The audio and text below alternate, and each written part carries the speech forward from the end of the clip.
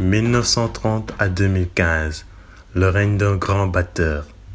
Né le 28 juillet à Dakar, dans le quartier actuel de la Médina, Doudou Ndiaye Coumba Rose, musicien percussionniste sénégalais, a marqué son temps, voire l'histoire de son pays. Et je peux vous dire que c'était un monsieur d'une courtoisie exquise, d'une grande culture. C'était un homme affable et très bon. Il est aujourd'hui connu à travers le monde pour ses compositions, son talent, mais surtout son esprit avant-gardiste. Comment a-t-il pu atteindre le sommet? Qu'est-ce qui fait de lui un héritage et faisait de lui un héritage vivant à son époque?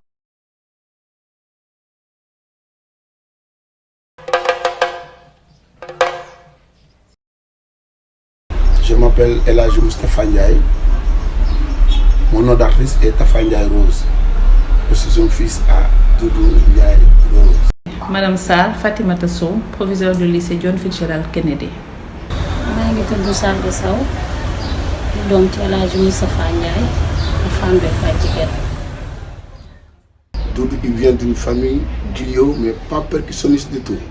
Son père ne jouait pas du tambour, ni du côté de sa maman. Donc c'est quelque chose qu'il aimait lui-même. C'est-à-dire en partant à l'école, dès qu'il entendait le son du tambour, c'est comme on lui disait, il n'y a plus d'école. Donc pour lui, obligatoirement, il faut qu'il fasse le tour de Dakar aux temps anciens pour retrouver là où ça joue les tambours. Et c'est comme ça que la percussion est arrivée à M. Doudou Ndiaye Coumba Rose. Et qu'après, il a eu beaucoup de problèmes avec sa famille. Parce que sa famille ne voulait pas qu'il joue les tambours savants. Son maître, comme on le dit, il a l'habitude de le dire souvent, parce que quand il nous racontait par rapport à sa jeunesse et tout ça, il fréquentait quelqu'un qui s'appelait Madesek. Donc Madesek, c'était son maître. Parce que Doudou, quand vraiment il avait envie de jouer et qu'il ne faisait pas partie d'une famille griot qui joue, obligatoirement, ça lui poussait à aller voir un autre papa, tu vois. Et c'est là où il a commencé à fréquenter Madesek. C'est là où il a approfondi aussi le rythme. Parce qu'au début, il les suivait, tu vois, il jouait moyennement, donc il ne jouait pas tout le temps. Mais lorsque les parents se sont mis d'accord, ça lui a permis d'y aller et de se rapprocher de Madesek. Et avec Mada, il a vécu tout son temps avec Mada. Ce qui a fait qu'il est devenu tambour-major, c'est parce qu'il y a Madesek qui partait en Côte d'Ivoire et qui lui a légué les tambours en lui disant que dans le groupe que j'ai, tu es la seule personne à qui j'ai confiance pour te laisser mes tambours et te laisser, parce qu'il y avait l'habitude, les femmes qui se retrouvaient en groupe, tu vois, pour créer des trucs de tontine ou bien botaille, comme on dit. Et là, souvent, c'est Mada qui animait ces événements-là. Mais quand il partait en Côte d'Ivoire, il a légué à Doudou tout ça, les tambours, les botailles, les trucs. Et c'est là où Doudou a vraiment démarré à être percussionniste. Avec l'autorisation finalement de ses parents, parce qu'ils savaient qu'ils ne pouvaient pas l'arrêter, parce qu'ils l'ont battu une fois en lui cassant son clavicule. Et là, ils ont compris qu'il ne faut pas qu'on l'arrête, parce qu'on risque de le blesser ou de le tuer, et que lui, son envie, c'était d'aller jouer le tambour savant. Est-il vrai que Maître Doudou Ndiaye Coumba Rose s'est rendu à un moment de sa formation dans chaque région du Sénégal pour y apprendre le langage de la percussion? Mais évidemment, parce que tu sais, il a eu la chance quand même d'avoir l'idée de s'exposer ailleurs, parce que dans sa tête, on était resté typiquement traditionnel. Donc les gens restaient dans le côté traditionnel, les éléments traditionnels et tout ça. Mais comme lui, il pensait peut-être à faire évoluer la percussion, de l'exporter en dehors du Sénégal, ça lui a fait qu'il était parti dans les villages pour rencontrer les anciens et de pouvoir récupérer quelques informations. Parce que le tambour sabar, c'est de l'histoire. Et le tambour sabar parle, ils ont un langage. Par exemple, chaque nom de famille a un rythme. Et ça, ce sont des choses qu'il fallait chercher parmi les anciens. Parce que Doudou, il ne fait pas partie des premiers anciens tambourinaires. Donc du coup, après, il a fallu qu'il a fait le tour du Sénégal, qui n'était pas très costaud, parce qu'autant, bon, il n'y avait pas 16 régions et autres, donc il y avait un minimum qui lui permet de côtoyer tous les anciens et qu'après il a récolté des informations par rapport au tambour sabar, par rapport à l'histoire du sabar, et c'est là où il a connu le langage de la percussion. Et c'est avec ce langage-là qu'il se communiquait. Même le Sénégal se communiquait avec ce langage. Parce qu'il n'y avait pas la télé, il n'y avait pas le téléphone, donc on se communiquait avec les tambours. Et vous pouvez nous parler des différentes percussions étudiées par le maître Doudou Ndiaye Coumba Rose? Bon, les différentes percussions qui existent dans la famille tambour, sabar, wolof, je précise wolof, parce que tambour, sabar, c'est pour ethnie wolof, avec aussi une autre ethnie qui sont les Sérères. Donc le tambour sabar, c'est un orchestre. Au début, si on revient un peu vers les anciens temps, on peut dire qu'il existait 3 sortes de tambours, où nos anciens, nos grands-pères employaient avant. Mais maintenant, si je veux te parler du présent, il y en a 5 sortes de tambours. Donc, dans les 5, chaque tambour a son nom. Parce que le tambour sabar, c'est un nom commun. Quand vous voyez un ensemble de tambours sabar, là vous dites « Ah, les sabars ».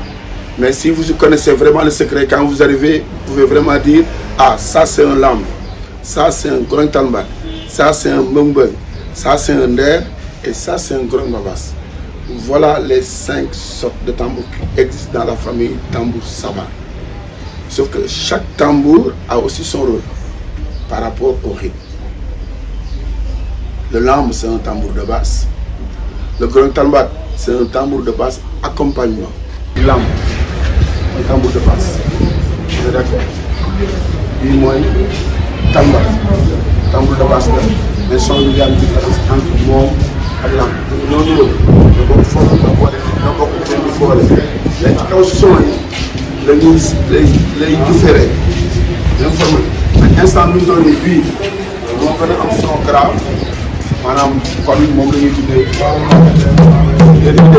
son grave fii moom gën a xaw a indi kon ci loolu bii day nekk ba day nekk lamb day nekk tamba. Le mbeng, c'est un tambour qui accompagne.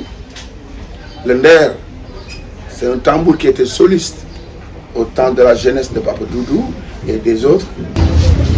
Puis, moi, nder. Nous, si nous y a Papa Samba, par exemple, c'est les diamants. Lui, mon époux soliste. Tout le nder, en son pour aigu.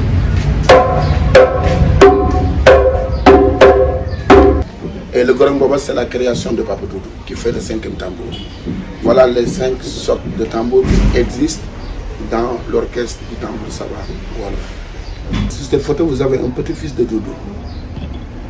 Sur cette photo, c'est un tournage de clip. Mais en traditionnel, s'il y a un tanbé, le batteur, c'est comme ça qu'il doit porter son tambour. Et ça, c'est le nder, c'est le premier instrument soliste. Avec ça, les anciens, ils animaient les sabars, mais c'était les tanbers ou les sabars. Donc le soliste, il le portait comme ça pour animer. Animé, Doudou Ndiaye Coumba Rose savait certainement le faire. En effet, en lui passant ses tambours, El Hadj Malick Seck ne lui a pas seulement permis de développer ses talents de percussionniste, mais aussi de s'élever au rang de grand tambour-major à son tour, titre qu'il valide auprès des anciens du domaine. Il était ce qu'on appelle chez nous un tambour major, c'est-à-dire qu'il était maître dans l'art de battre le tam-tam et il dirigeait des troupes de batteurs de tam-tam, essentiellement composées de ses enfants. Par quoi s'est-il démarqué? Et quelle personnalité a-t-il rencontré dans son parcours? Doudou a été découvert par Joséphine Baker. Est-ce que vous entendez parler de Joséphine Baker? Freda Joséphine McDonald, dite Joséphine Baker, est une chanteuse, danseuse, actrice, meneuse de revue et résistante française d'origine américaine, née le 3 juin 1906 à Saint-Louis et morte le 12 avril 1975 dans le 13e arrondissement de Paris. Voilà. C'est Joséphine Baker qui a dit à mon père, lorsqu'il n'était pas connu. Parce que le président Senghor, à chaque fois qu'il faisait un poème, il faisait appel à mon père pour que mon père l'accompagne au palais. Et le président fait son truc, mon père qui joue en sourdine, ainsi de suite. Et la Joséphine Baker a été invitée par le président Senghor. Et mon père était présent. Et comme Joséphine Baker était chanteuse, Senghor poète, j'étais en train de faire le truc d'artiste. Mon père accompagné. Et c'est là où Joséphine Baker a dit à Doudou, tu seras un grand batteur. Mais en ce moment, mon père était jeune, il s'habillait en costume, en chemise cravate et tout ça. Parce que c'était ça son style. Mais donc il y a Joséphine Baker, c'est important, qui a découvert. Il y a aussi, il a eu la prière de Seigne Fallou. Serigne Mohamedou Falilou Mbacké, né le 27 juin 1888 à Darussalam et mort le 6 août 1968 à Touba, est un dignitaire religieux musulman sénégalais. Il est le deuxième calife des Mourides de 1945 jusqu'à sa mort en 1968. Il a eu la prière de Seigne Fallou, qui lui a dit, parce qu'il était parti avec le président Senghor, avec un journaliste où j'ai pas son nom, et mon papa. C'est là où Seigne Fallou a prié pour Senghor en lui disant Senghor Seng Takao. Et il a dit à mon père, mais où est Doudou? C'est Seigne Fallou qui demande. À Doudou, mon père qui dit, mais c'est moi Doudou. Mais c'est toi Doudou, c'est toi qui fais tout ce bruit-là au niveau de Dakar avec les sabres et tout ça. Et tu es tout petit comme ça. Il lui dit, ah, moi je suis tout petit. Donc, du coup, il y a Seigne Fallou qui lui dit, ce que je peux te donner comme conseil, c'est que quand tu joues le tambour sabar, si c'est un contrat que tu as signé avec une personne, là, tu peux continuer à travailler au moment de la prière. Mais si c'est ton propre produit et qu'il y a la prière, arrête et donne le bon Dieu ce qui lui appartient. Et ça, c'est une éducation que lui, il a vécue et il nous a donné à nous. En ce moment où nous sommes, je suis en train de travailler avec des handicapés au centre qui te présente. Mais dès que Allah Akbar, c'est stop. Et c'est une éducation qu'on a reçue du vieux. Et ça, c'est toute la famille. Que ce soit dans les Sabarongon, dans les Tanneber, heureusement, il n'y a pas de prière. Mais surtout cela, c'est 17h. Parce que souvent, les Sabars passaient après 17h. Mais pour y aller, on y va vers 16h, le temps d'animer. Après, il y a l'heure de la prière qui arrive. Dès qu'on entend Allah Akbar, là, obligé, on arrête. Même si l'événement avait démarré, on arrête parce que c'est une éducation qu'on a eue. Mais là, ça vient de Seigne Fallou. Partout où tu pars dans ce monde, le sabar a sa place. Et c'est à cause de lui. Donc, qui est un père de famille, d'une famille très grande, parce qu'il a beaucoup d'enfants. Il est éducateur, parce qu'il nous a bien éduqués. Donc, quelqu'un d'extraordinaire, qui est trop léger. Il n'a pas la mentalité des stars. Parce qu'il ne pense pas à dire c'est moi Doudou et il se comporte comme un star pour avoir un gardien ou essayer de dire non, je ne peux pas parler avec telle personne. Ce n'était pas son truc. Il était très, très, très, très, très humble. Donc c'est quelqu'un qui était sympa et social. Parce que des fois on partait en tournée, on revenait de tournée, il gagnait des millions. Les millions, c'est moi qui les gardais. Et il les donnait à des personnes. En une semaine, 25 millions, je le distribue ici dans la maison. Par juste un bout de papier où il me met sa signature à mettre de la part de ton père. Et la personne me dit le montant. Et c'est comme ça que lui, donc tout son truc, c'était le côté social. Donc c'était un papa extraordinaire, comme je dis, qui tient à la relation familiale et tout. Donc voilà en grosso modo ce que je peux dire. Parce que moi, par exemple, quand j'essaie de dire du bien à mon papa, c'est par rapport à l'éducation. Parce que là, aujourd'hui, Tafa, toi, Mambassine, tu me donnes 10 000. Tu me dis, garde-moi les 10 000. Demain, tu reviens, je te donne les mêmes 10 000. C'est l'éducation de mon papa. Parce que quand on partait jouer au sabar le week-end, il nous donnait notre part. Samedi, dimanche. Lundi, on partait à l'école. Donc nous, arrivés à l'école, on le payait, on prenait petit déjeuner et tout ça. Lundi, mardi, mercredi, il nous appelait.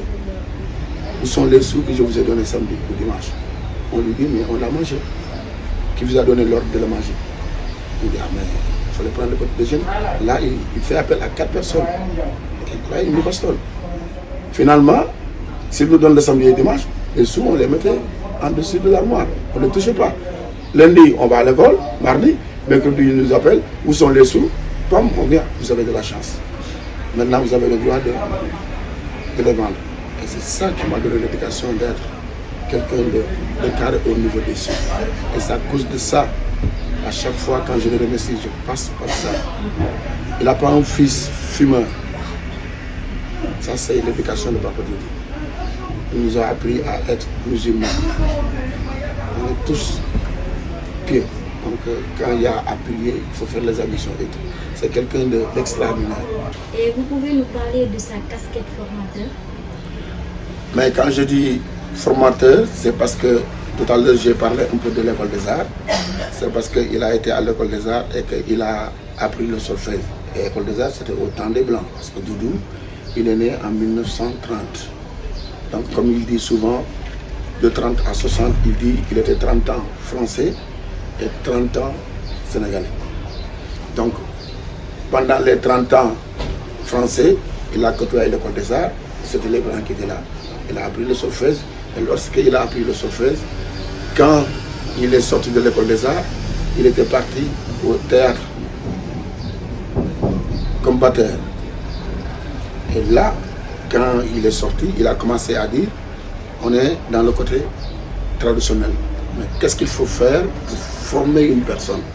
C'est là où il a pensé à son solfège qu'il a appris pour créer des rythmes modernes. On les appelle des rythmes modernes.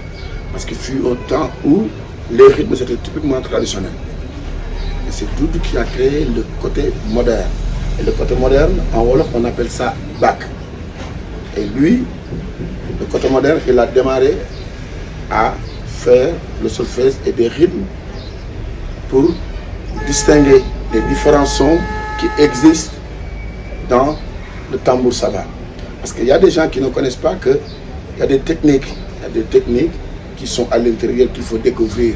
Comme à l'école, avant d'y aller, il faut l'alphabet pour reconnaître les lettres et tout ça. Et ça, au niveau du sabre, c'est ce qu'il avait trouvé. Et là, il était formateur, finalement, à l'école des arts, comme professeur, comme on dit. Après l'école des arts, il était aussi professeur à l'école Moudra Afrique. L'école Moudra Afrique, c'est une école que le président Senghor, Maurice Béjart de Belgique, Germaine Acogny, Didier Koumoros, Julien Jouba, c'est eux qui ont créé une école. C'était une école de danse, de percus, de chant et tout qui a été ouvert. Et c'est là aussi qu'il a continué à former des élèves qui nous venaient de partout en Afrique. Après ça, il y a eu la descente des Occidentaux qui sont arrivés pour apprendre. Et en ce moment, il avait déjà trouvé son chemin de former les gens et ça a été facile pour lui de pouvoir former toute personne. Mais est-il vrai qu'il a composé l'hymne national du Sénégal, là où le président Senghor l'a écrit? C'est-à-dire, les gens ont tendance à faire une confusion sur ce point-là. Parce que quand on parle de l'hymne national, c'est pas facile aussi à créer. C'est-à-dire, lui, ce qu'il a pu créer, c'est presque un rythme qui faisait quelque chose à la RTS. Mais l'hymne national, quand le président Senghor, si je ne me trompe pas, parce que je ne suis pas très sûr, c'est le président lui-même qui l'a écrit. S'il l'a écrit parce que le président Senghor avait tendance à travailler avec Doudou. Donc au moment où il écrivait cet hymne, Doudou était présent. Mais ce n'est pas lui-même qui a créé l'hymne national.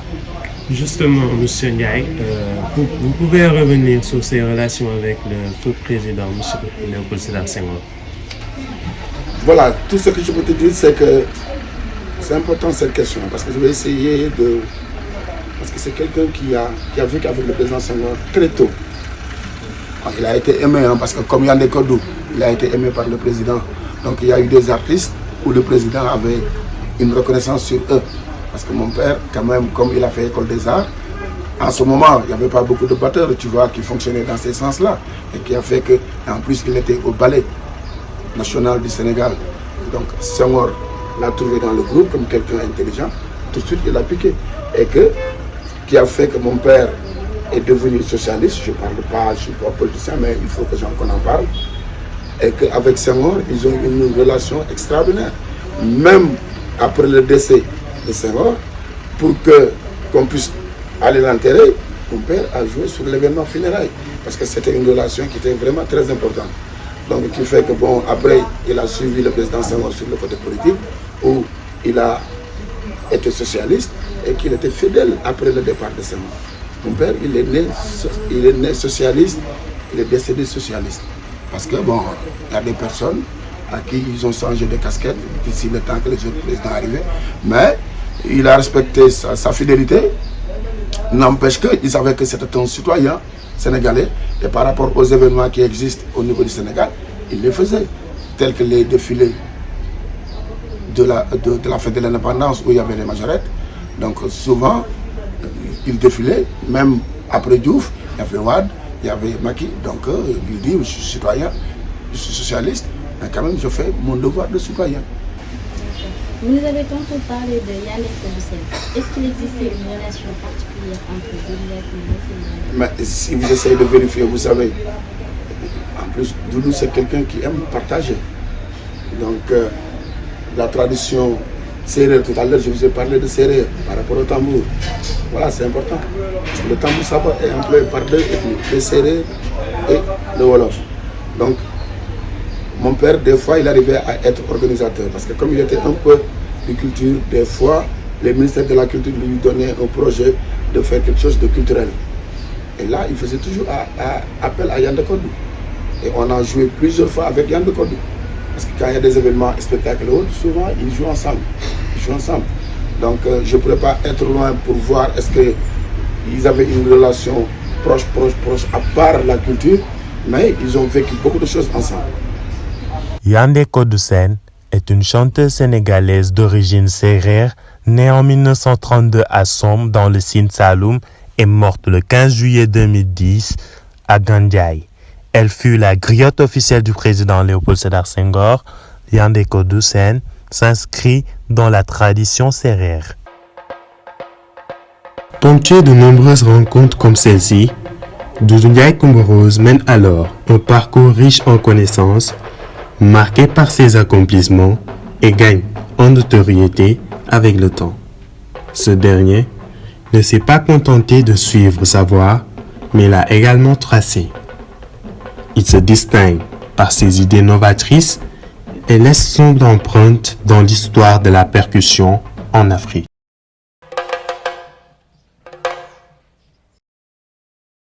Bon, en octobre 2012, j'ai été affectée au lycée John Fitzgerald Kennedy en tant que proviseur. Et c'est là où j'ai eu la chance de rencontrer ce grand monsieur qui s'est présenté à mon bureau pour une visite de courtoisie parce que le lycée John Fitzgerald Kennedy est connu par sa troupe des majorettes. Et la troupe des majorettes est dirigée par une responsable qui est au sein de l'établissement, mais aussi collabore avec la troupe de Doudou Ndiaye Rose en ces temps-là, donc qui était le batteur des majorettes et qui était aussi l'un des principaux organisateurs du défilé du 4 avril avec les majorettes du lycée John Fitzgerald Kennedy. C'est lui qui a suggéré à l'ancien président de la République, M. Léopold Sédar Senghor, de créer une troupe de majorettes. Parce qu'il a été en France et il a vu là-bas des majorettes. Il a pensé adapter ce qu'il avait vu, sénégaliser, comme on dit, les majorettes et créer une troupe au sein du lycée, qui est un lycée de jeunes filles. Donc c'est naturellement ici qu'il s'est tourné. Parce que les majorettes de 60 à 75, si je ne me trompe pas de date, elle se faisait accompagner par la fanfare de l'armée. Et il a travaillé avec Germaine Acogny, donc chorégraphe, et ils ont monté la troupe des majorettes, composée d'élèves du lycée Kennedy, qui ont défilé tout le temps devant les autorités, devant toute la nation sénégalaise lors de la commémoration de l'indépendance du Sénégal. Essayer de voir par rapport à la tenue, est-ce qu'on ne peut pas changer ceci, tout cela, et puis essayer de voir est-ce qu'on ne peut pas les accompagner avec le tambour sabah, que ça soit quelque chose d'africain.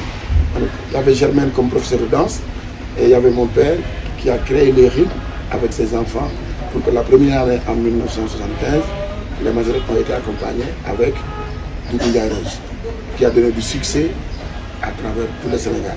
C'est après où il y a des majorettes partout. Dans toutes les écoles, ils ont créé des majorettes. Mais au début, c'était vers les années 75 où mon père a démarré Germaine avec les majorettes du lycée Kennedy. Tout ce que je peux dire, c'est qu'il a collaboré avec nous, avec le lycée. Moi, je suis venue ici en 2012 et j'ai eu la chance de le côtoyer pendant 4 ans avant qu'il ne quitte ce bas monde.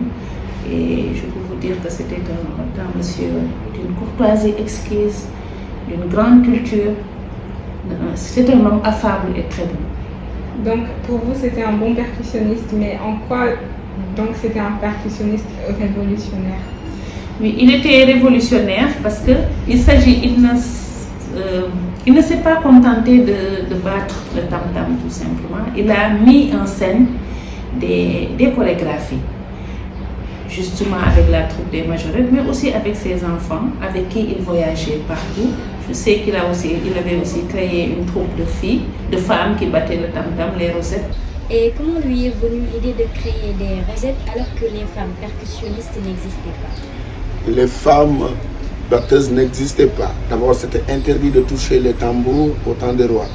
Parce que les tambours, c'était des tambours sacrés. Donc les femmes n'avaient pas le droit. Donc on ne pensait pas à les faire toucher. Même pas jouer, mais les faire toucher. Parce que le tambour royal, c'est un tambour sacré. Et là, c'est touché par le seul griot du roi. Bon, par contre, maintenant, il y a une évolution. Mon père était parti à Sorano. Il y avait une quinzaine de la femme. Et lorsqu'il est arrivé à la quinzaine de la femme, il a entendu dire femme secrétaire, femme avocate, femme directrice, femme infirmière et tout ça. Du coup, il est revenu à la maison, autour du bol, quand on mangeait. Il dit, moi je viens de la quinzaine, mais j'ai entendu femme secrétaire, femme ceci, femme cela, mais il n'y a pas eu de femme batteuse. Donc il dit après, moi je pense que je vais créer les femmes qui jouent. Légui mën nga ñu wax yow en tant que Rosette lan ngay sentir lan lay sentir comme ndax fierté la wala an kay fierté la kay dama ci kontaan lool parce que moom yóbbu fu ne nag wax fa dëgg yàlla yóbbu na ma dëkk bu ne voyagé naa ci wax fa dëgg yàlla su ma demee tey ba dugg avion Rosette bi ma doon moo ma ko may. Là, autour du bol, c'était vers le coup de 13h, le temps de manger. Comme ça, l'idée lui est arrivée de dire il faut que je crée des femmes qui jouent. Mais est-ce que li ngay assister si kii comme percussion yu bëri est-ce que dafa bëri wala ndax da ngay dem ay tànnbeer sabar di tëgg di def ay programme? Non ay tànnbeer moom di tëgg moom duma ko def mais dinaa dem ay tànnbeer di fecc waaw su may tëgg moom day fekk ñoom spectacle rek waaw parce que tamit mësoon nañ def sax benn tànnbeer bu ñu tëggaloon benn école bu nekkoon fee ville école boobu góor ñi duñu tëgg jigéen rek moo fay dugg ñun jigéen ñi ñoo leen tëggaloon tànnbeer. Et les femmes qui jouent, leur nom c'est les Rosettes. Parce que la mère de Doudou c'est Kumba Rose. Donc il a pris Rose et a donné ça aux femmes qui jouent. Mais moi c'est là où je me suis un peu intervenu parce que autour du bol il a dit qui peut m'aider à apprendre les femmes qui jouent. Et tout de suite je me dis papa moi je vais t'aider. C'est ça qui fait que bon, y a un lien qui est arrivé avec mon papa et ça a démarré en même temps avec les Rosettes. Et les Rosettes il les a créées c'était vers les années 82. 1982. Depuis quand nga commencé nekk Rosette? Rosette nag li ma ciy nekk xaw na yàgg tuuti moo ciy nekk. Dafa nekk parce que maa ngi fàttaliku li may nekk Rosette boobu maa ngi jàngee ko nekk xale bu ndaw kon yàgg naa ci tuuti. dafa nekk loo xam ne danga ko yàgg bëgg tëgg wala. Ah waaw c'est le sang nga boo juddoo moom fekk yaay di tëgg fekk papa di tëgg moom dañ leen mën a def c'est le sang peut-être moom la yëg. Et en quoi il était devenu un percussionniste révolutionnaire? Un Percussionniste révolutionnaire. Révolutionnaire. C'est-à-dire, tu sais, c'est une personne il n'est pas trop révolutionnaire, hein, comme on dit dans le mot, mais son objectif c'était tout le temps de promouvoir, tu vois, la tradition, la percussion, donc son intention c'est ça. Et ce qu'il a fait, c'est de promouvoir l'art, la culture, qui lui a donné l'idée de créer des femmes qui jouent. Parce que sinon, on était resté sur les anciennes bases qui existaient depuis quoi. Donc il a pensé à ça. Il a révolutionné, comme on dit aussi, au niveau des tambours, parce que le Grand Babas, c'est un tambour que lui, il a créé. C'est pas lui qui a construit, parce que le tambour sabar, le fût est construit par les Laobés. Mais sauf que lui, un jour, il avait un tanebé où il jouait et il avait son tambour de soliste qui était cassé. Et il n'avait pas de tambour de soliste. À un moment donné, il a eu l'idée de prendre le tambour de base et de mettre des trucs de ficelle, de le tirer pour voir est-ce que ce tambour-là peut avoir le son du soliste. Et lorsqu'il l'a testé, ça lui a donné un son qui se rassemble avec le soliste. C'est avec ce tambour-là qu'il a joué pour la première fois. C'est après, il a dit, normalement, si j'arrive à commander un fût un peu plus petit au niveau grosseur et je mets les accords du soliste, peut-être je peux avoir un tambour qui me permet de jouer assez. Parce que le problème, c'est que les anciens, ils arrivaient à être bossus. Parce que l'instrument soliste qu'ils portaient, ça pesait dans les 10 kilos, 12 kilos, pendant 3 heures, 4 heures de temps. Et finalement, tous les anciens, ils commençaient à avoir un problème de dos. Mais Doudou, lorsqu'il a testé le tambour, parce que c'est un tambour qui se pose par terre, il a dit, moi je vais créer. Donc il a créé un tambour avec les accords du soliste qui lui a donné le son du soliste. Et ce tambour-là s'appelle Grand Baba. C'est à partir de ce moment qu'il a commencé à jouer, assis sur une chaise et de poser son tambour pour éviter d'avoir des problèmes de dos.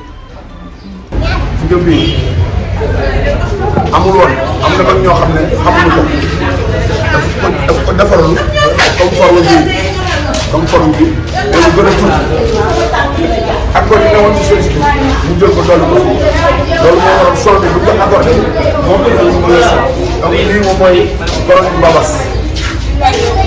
Il a un peu vécu du côté moderne parce qu'après il a été un peu essayé d'évoluer ce rythme en partant à l'école des arts parce qu'il était professeur à l'école des arts qui lui a permis d'apprendre le solfège et de faire évoluer, par exemple, la percussion. Est-ce qu'au cours de sa carrière, il a rencontré des détraqueurs, enfin des gens qui le critiquaient et tout? Qui le critiquaient? Je n'ai pas compris le dernier mot. Qui le critiquaient, qui étaient pas... Mais les critiques, bon, tu sais, on est dans un milieu où tu ne peux pas le faire sans avoir des obstacles. Et ça, il en a, parce que rien que déjà, parce qu'au moment où il y avait 5 tambours, les gens restaient sur les 5. Il est le premier à penser à faire jouer 100 personnes. Les gens disaient, mais il est fou, qu'est-ce qu'il nous fait? C'est pas possible, ça ne passera pas, parce qu'on ne peut pas y arriver à ça. Avec les rosettes, c'était la même chose. Les anciens disaient, mais qu'est-ce qu'il est en train de faire? Les femmes n'ont pas le droit de toucher, n'ont pas le droit de faire ceci. Mais lui, étant donné qu'il avait ses idées et de pouvoir se faire exporter par lui-même, tu vois, il était dedans. Et là, c'est la vie d'artiste que les gens mènent. Quand tu commences à percer, mais tu auras des obstacles. Donc, bon, il faut être peut-être très sage pour ne pas l'avoir, mais si tu essaies de percer, tu auras des contraintes. Et il avait beaucoup même, beaucoup plus difficile. Il y a des choses, on ne peut pas le dire, mais voilà quoi, parce que il nous racontait des choses, mais bon, je préfère, comme ce n'est pas des bonnes trucs, on les garde. Parce que bon, vraiment, il y avait des tiraillements entre les batteurs déjà. Parce que bon, chacun voulait être le au top, chacun. Et là, ça allait un peu plus loin, tu vois. Donc, et ça existe jusqu'à présent. Vous les entendez, les chanteurs, les machins, on dit, les gars, vous n'êtes pas ensemble, machin, tout ça. Mais c'est comme ça. Mais est-ce que daawoo dégg ay critiques yu négatif comme yaay jigéen nga nekk di battre le tam-tam wala quelque chose comme ça daawoo si dégg ay critiques yu négatif? waaw loolu moo ñàkk waaye loolu bu amee tamit da ngay gëm-gëm rek da ngay gëm yow li ngay def rek te bañ a gëstu ginnaaw daal waaw parce que critique moom fi lañ ko fekk te fi lañ koy bàyyi mënul ñàkk. Est-ce vous qui avez accompagné les majorettes lors de la dernière fête d'indépendance? Bonne question. Je vais vous répondre honnêtement. Quand vous avez été au lycée Kennedy, on nous a dit appelez Tafa. Mais ses enfants, surtout peut-être Moustapha Ndiaye Rose, qui était aussi son homme de confiance, qui travaillait beaucoup avec lui, qui était pratiquement là, qui travaillait plus fréquemment avec nous, peut-être qu'il pourra répondre à cette question. Dieu a fait que mon papa, je ne suis pas son fils aîné. C'est Tchouna qui est son fils aîné qui est décédé. Donc, fils aîné biologique. Sur le côté culture, je suis son fils aîné. Tu vois ce que je veux dire? Parce qu'au niveau du travail, Dieu a fait qu'à partir du démarrage des majorettes, ça fait qu'il y a une relation qui s'est née entre mon père et moi. Donc, de 82 jusqu'à sa mort, si tu avais besoin de doudou, il te dira appelle telle personne. Après son décès, donc, lycée Kennedy savait que j'ai été le bras du papa. Ils m'ont appelé, moi, Tafa, pour les réunions, pour voir comment s'organiser, pour préparer les premières années. Sauf que Dieu a fait que je suis professeur à la Philharmonie de Paris, où j'enseigne le tambour sabar. Donc, chaque période de l'année, je pars. Et le mois d'avril, souvent, je ne suis pas là. Les premières années, j'étais là, mais les dernières années, je ne suis pas là. Mais on a des frères qui sont là, dont eux, ils viennent au répète. Mais parmi dans le lot, il y a 2 ans ou 3 ans passés, c'est le petit-fils qui dirige les majorettes, sauf qu'il a un papa habillé en vert, jaune, rouge, pour montrer l'image de Doudou. Mais si on dit qui fait danser les majorettes, c'est le petit-fils. Mais c'est par période, parce qu'il y a eu des moments par rapport au vert, jaune, rouge. On a un frère qui l'avait fait il y a quelques années, mais en ce moment, on a un frère qui s'appelle Biram, qui porte le vert, jaune, rouge. Mais c'est les jeunes, les petits-fils, qui sont à la base de la percussion pour accompagner les majorettes.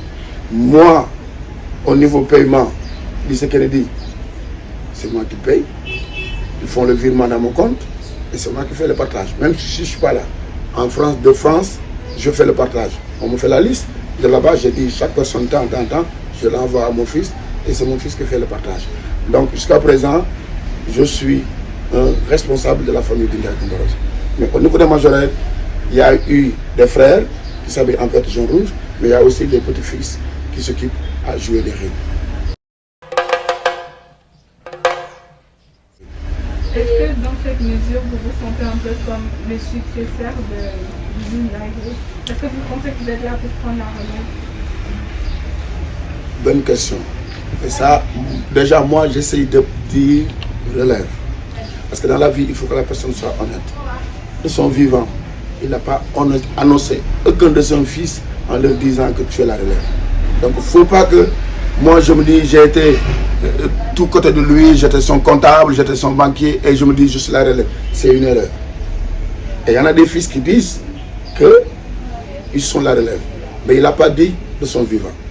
Donc, il nous a laissé avec un métier et que chacun essaye de promouvoir. Maintenant, le problème de relève, c'est une tradition. Parce que dans la logique des choses, on a une tradition qui fait père, fils aîné. C'est ce qu'on a comme l'habitude. Mais sauf que là, le fils aîné n'était pas trop collé avec le papa. On voyageait ensemble et tout. Et que maintenant aussi, il est parti. Si on essayait de rester dans un cadre normal, les gens peuvent dire, ah, c'est telle personne qui était à côté de Papa Doudou. Peut-être mettons-le devant. Mais une relève, c'est telle personne qui le dit, ou c'est le Sénégal qui va le dire, on ne sait pas.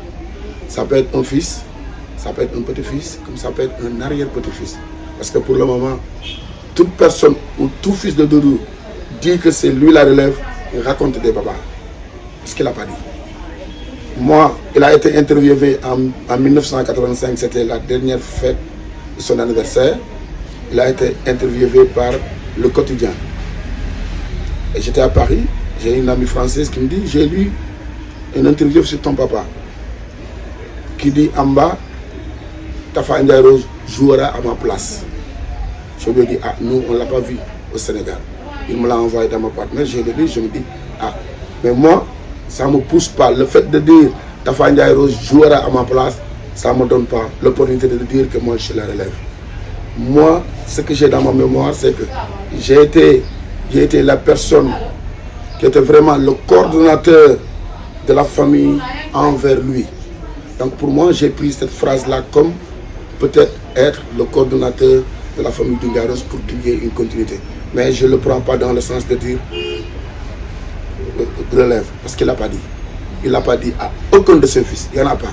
Et là, si vous essayez de regarder un peu, il y a des fils habillés en vert, jaune, rouge qui disent que je suis la relève et qui se font appeler Doundiaye Rose. C'est Doundiaye Rose qui est là. Et ça n'existe pas. Il n'a pas dit.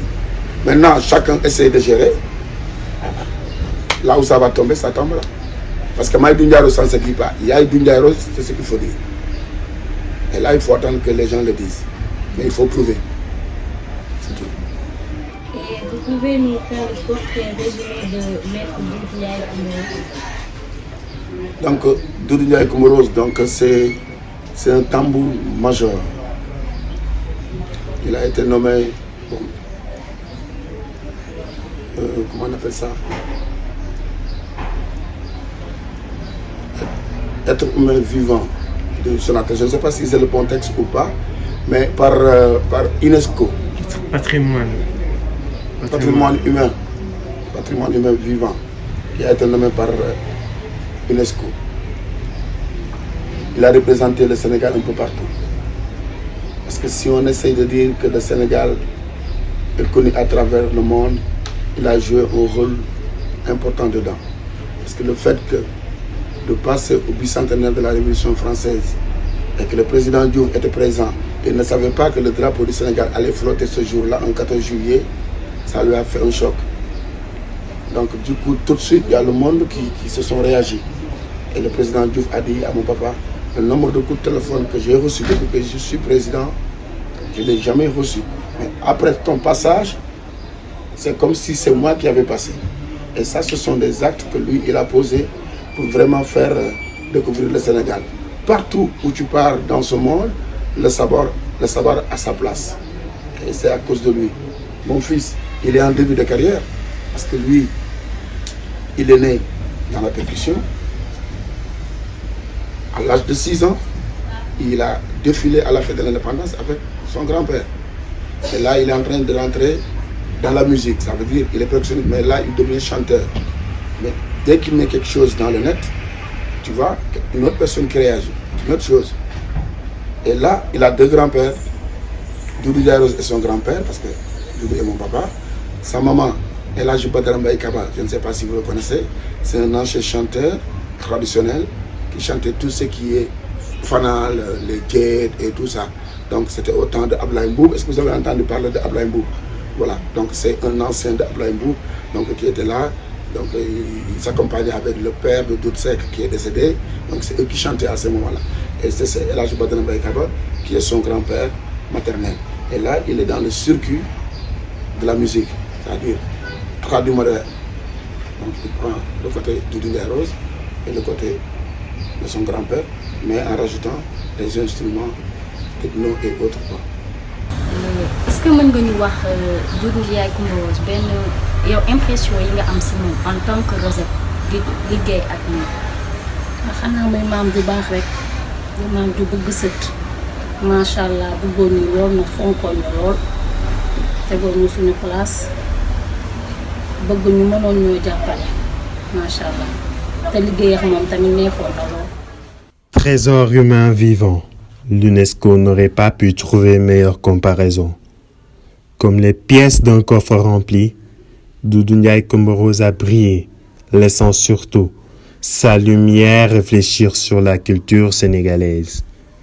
Il est parvenu à l'éclairer au niveau international et était prêt à braver toutes les critiques dans sa quête du changement. Bien que toutes nos questions ont eu des réponses quasi exhaustives, il semble qu'une grande partie de sa biographie nous échappe. Voilà, donc ce qu'on peut dire sur lui, ça peut être un livre. Et qu'une autre restera sûrement tue à jamais. Ça, vous le gardez secret pour vous, hein, parce que bon, je ne sais pas où vous allez passer les trucs. Aujourd'hui, Nous ne pouvons pas affirmer l'existence de son successeur, mais il est certain que sa mémoire reste vivante de par la perpétuation de ses travaux. Il est sûr qu'il est devenu une inspiration.